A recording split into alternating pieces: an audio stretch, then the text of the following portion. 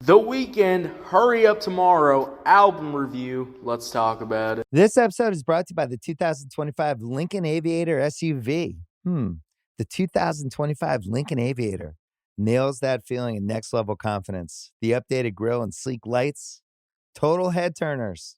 Under the hood, a refined twin-turbo V6 powers you through with authority. Inside, pure comfort. Plush 3-row seating, custom climate control, available massage seats keep you ready to tackle whatever's next. Explore more at Lincoln.com. Some models, trims, and features may not be available or may be subject to change. Check with your local retailer for current information. Lincoln and Aviator are trademarks of Ford or its affiliates.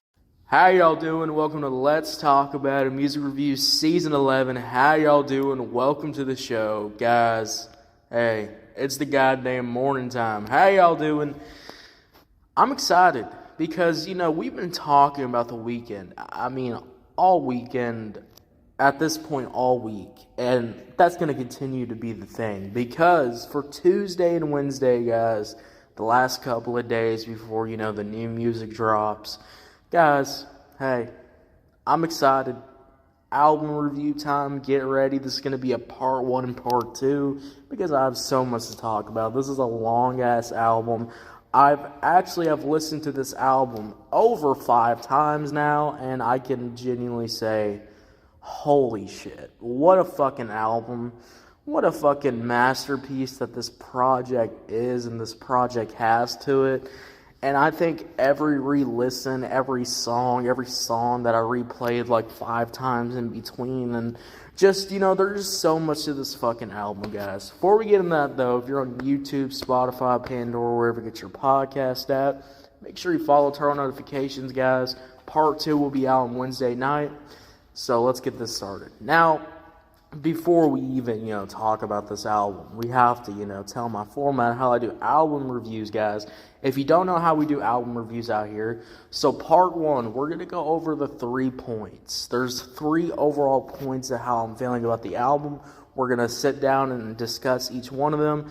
It's going to take a little bit, guys. So then part 2, we're going to come back on part 2 on Wednesday night, and we're going to review every single track off the album, and we're going to rate it out of 1 and 5. I'm going to give my overall thoughts and then my score at the end. So that's going to be part 2, guys. All right, guys, enough explaining. Good night, itchy eyes. Good night, sudden sneeze. Good night to your symptoms of allergies. Xyzal is the allergy medicine you take before bed. It provides powerful relief while you rest your head. Not just all night, but all the next day. Xyzal keeps working, keeping allergies at bay. And without those annoying symptoms disturbing your rest, you can wake up the next morning feeling your absolute best. Remember, be wise all, take Xyzal. At night. Girl, you have got to try this Laneige lip mask. Trust me, my lips needed that love. Love these vanilla vibes from Kayali. That top note is just so smooth.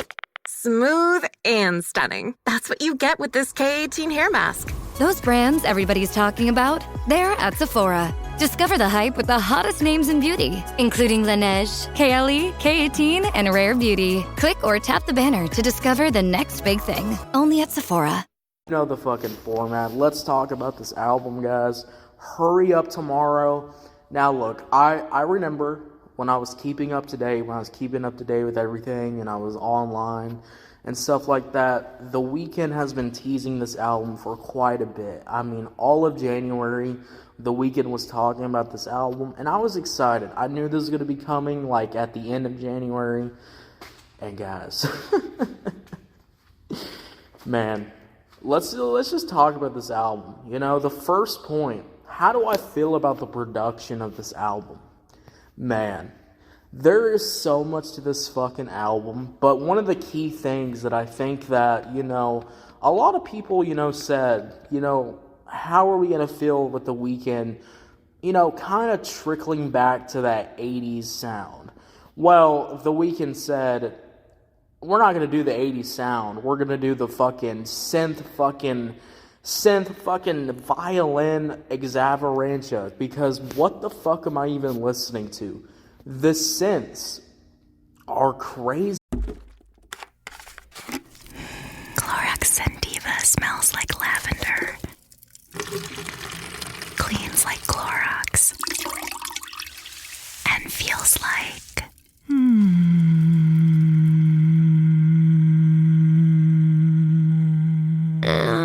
right, that could go on for a while. Experience the long-lasting freshness of Clorox Scentiva, now available in Clorox Scentiva Lavender-Scented Bleach. Use as directed. Business taxes. Was stressing about all the time and all the money you spent on your taxes. This is my bill? Now Business Taxes is a TurboTax small business expert who does your taxes for you and offers year-round advice at no additional cost, so you can keep more money in your business. Now this is taxes. Intuit TurboTax. Get an expert now on turbotax.com/business. Only available with TurboTax Live full service. I think you're on mute. Workday starting to sound the same? I think you're on mute. Find something that sounds better for your career on LinkedIn. With LinkedIn Job Collections, you can browse curated collections by relevant industries and benefits, like flex PTO or hybrid workplaces, so you can find the right job for you. Get started at linkedin.com/jobs.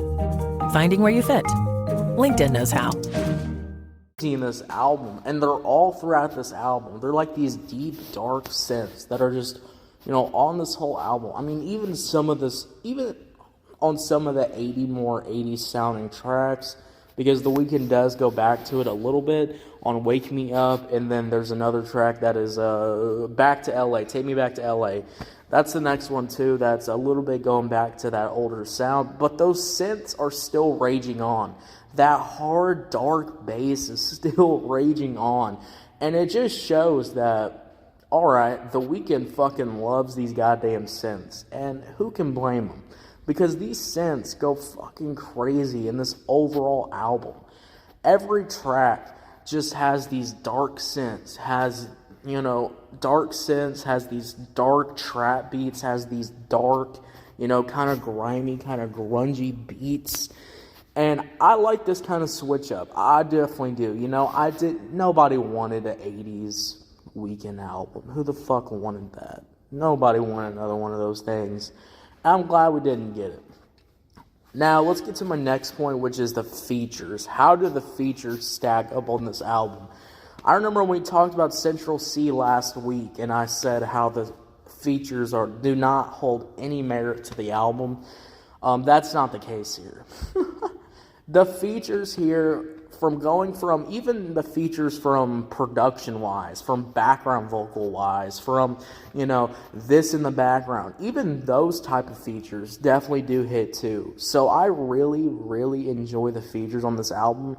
Standouts, of course, is Travis Scott with that fucking crazy-ass verse that just absolutely had my goddamn mind blown. And then we get into Future, which Future just, holy shit. Future probably had one of the best Hendrix verses that I've heard.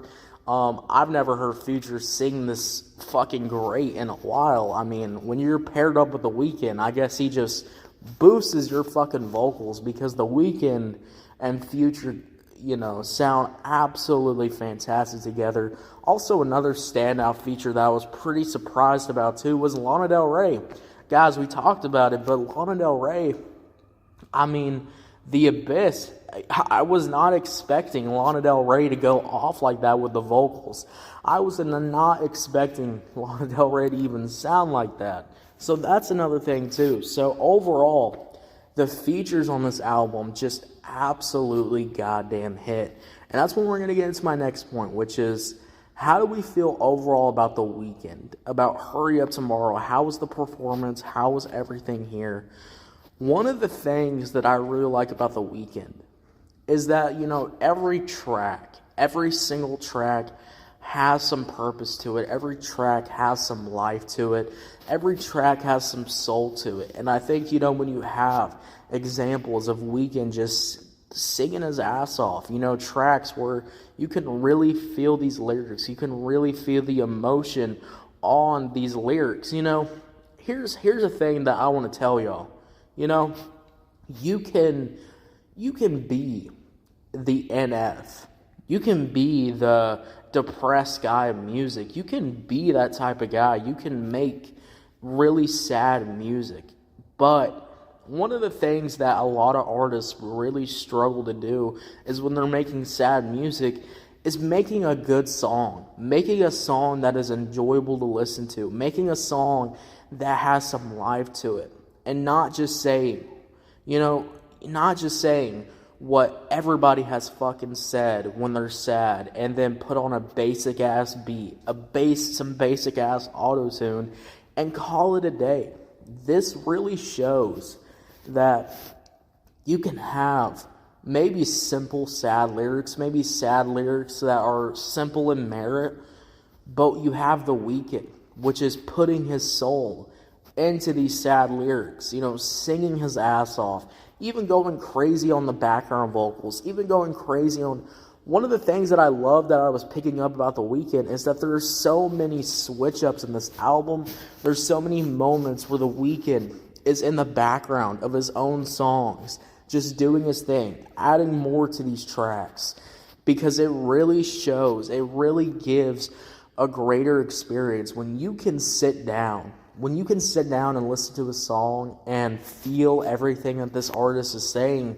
Guys, it makes an enjoyable experience. It makes it where I go, God damn, he's singing his ass off.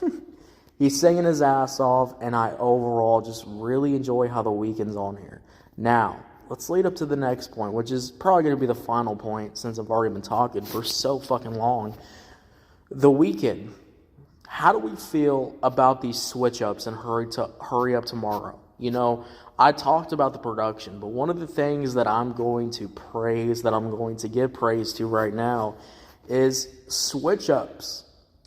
I always knew The Weeknd switches up his songs. We all know this. It was like Drake. It was like Drake when I was covering Drake a long time ago. He would do these switch-ups too. These songs would be like 4 or 5 minutes long, and there would be these switch-ups. Now, the difference is, one's Drake, boring as fuck, and then one's The Weeknd, who can actually fucking sing. That's the difference here. And the difference here is really great. I mean, these switch-ups put so much life to the song, had me going, what the fuck am I even listening to? When you have me working out, listening to these fucking songs, and I go, and I have to stop my workout and go, what the fuck am I even listening to? This shit's crazy. This switch up is crazy. What the fuck?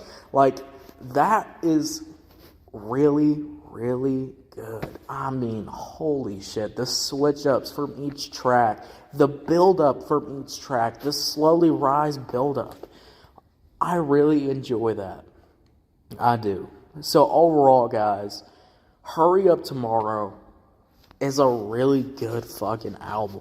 And I think when you have all these elements together, when you can actually, put some heart and soul into these albums, there's the difference. Here's the difference, If you want to listen to newer music that has a little bit of life to it, has a little bit of soul to it, you check out this album right here, because this is a prime example. Guys, this is part 1 of our Hurry Up Tomorrow album review. Guys, let me know. What'd you think about this album? Did you hate this album? Did you love this album? I don't know. Let me know. Come back Wednesday night. We're going to be doing part 2. We're going to go over all 22 plus tracks. So make sure you follow up if you're on Spotify, Pandora, wherever you get your podcast at. I'll see y'all later. You have a good one. Bye.